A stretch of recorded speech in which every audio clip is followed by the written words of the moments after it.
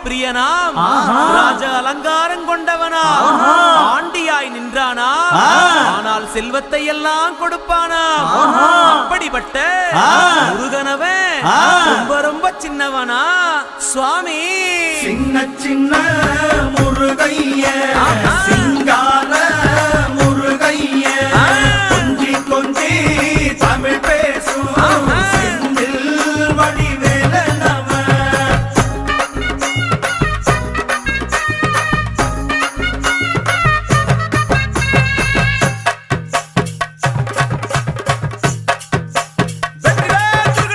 நெற்றி கண்ணில் பிறந்தவனே உன்னை சுத்துதையா